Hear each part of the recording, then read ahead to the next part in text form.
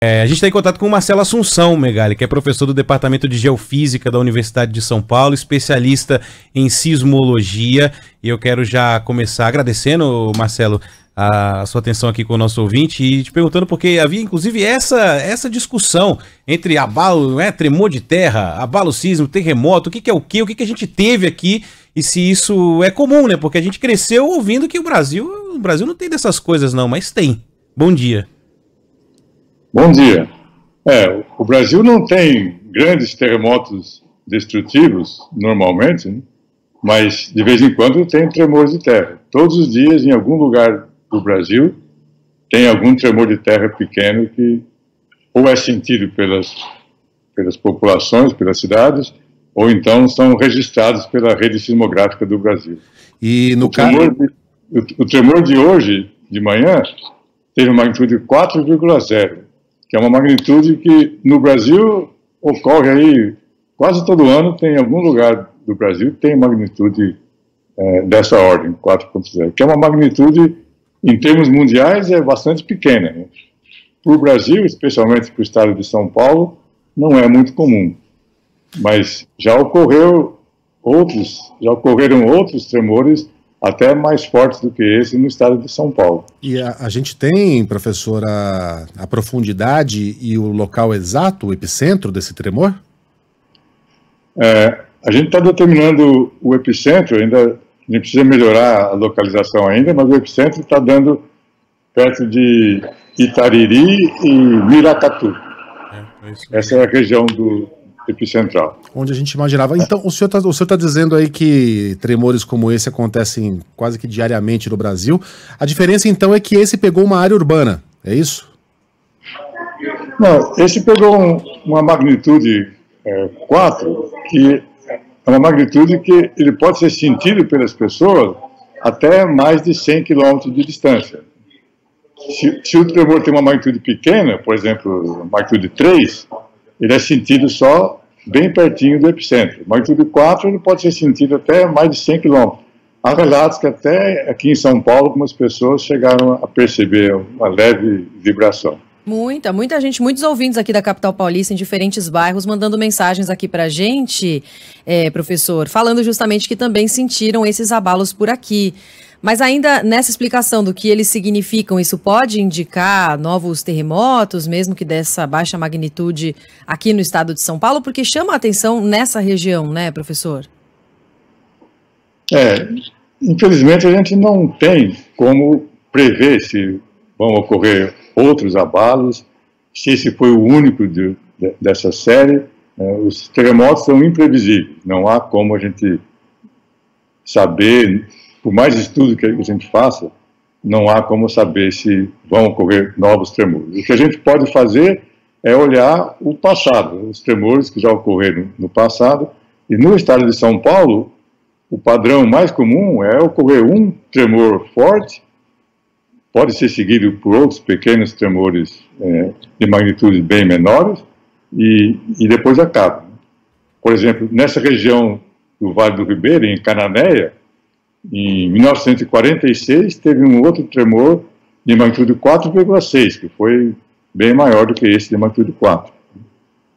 Na região, o colega ali estava falando da região de Poços de Caldas, né, perto de Poços de Caldas, em Mogi Guaçu, na região de Espírito Santo do Pinhal e Mogi Guaçu, em 1922, ocorreu o maior tremor do estado de São Paulo com magnitude 5. Então, todos esses casos foram um único tremor forte e depois, praticamente, a atividade parou. O professor, a gente está conversando com o Marcelo Assunção, ele é professor do Departamento de Geofísica da Universidade de São Paulo, especialista em sismologia, ajudando a gente a entender e a saber um pouco mais, né? Porque não é algo que está ali no nosso cotidiano, né?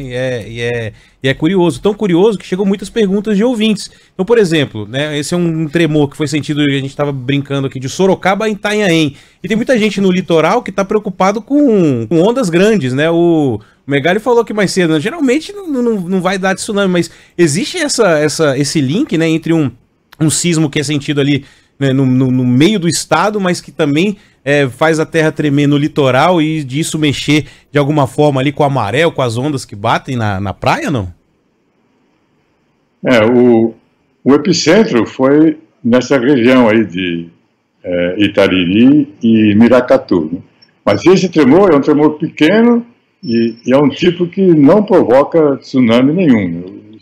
Os terremotos, para provocar tsunami, tem que ter magnitudes bem grandes, acima de 7, e o epicentro tem que ser em áreas do oceano, em áreas onde o oceano é bem profundo, né? E não é o caso aqui. Importante dizer também, agora há pouco a Defesa Civil falou pra gente que começa a circular muita foto, né, na internet, inclusive alguns ouvintes estão chegando aqui, a Central está falando, essa foto é falsa, de, sei lá, de grandes crateras que se abriram, que racharam a estrada. Isso também, terremotos desse tipo não causam esse tipo de dano estrutural assim, né, professor? Não, para essa magnitude, o que se espera de maior efeito assim são pequenas trincas em algumas casas, por exemplo, pode trincar o reboco, pode cair alguma telha, e isso só na região bem próxima ao epicentro. Então, grandes rachaduras no chão e desabamentos não são típicas dessa magnitude 4 do tremor de hoje. Ô, professor, eu vou fazer uma pergunta aqui, muito de leigo mesmo, peço até desculpas porque deve ser uma pergunta estúpida para quem estuda o assunto, mas até onde eu sei, o tremor é uma acomodação de terra, né? De duas grandes camadas geológicas ali que estão separadas por uma fenda. O Brasil não tem nenhuma fenda dessas, mas tem uma outra trinca, para usar a expressão que o professor usou aqui, caso contrário, nem teria terremoto algum.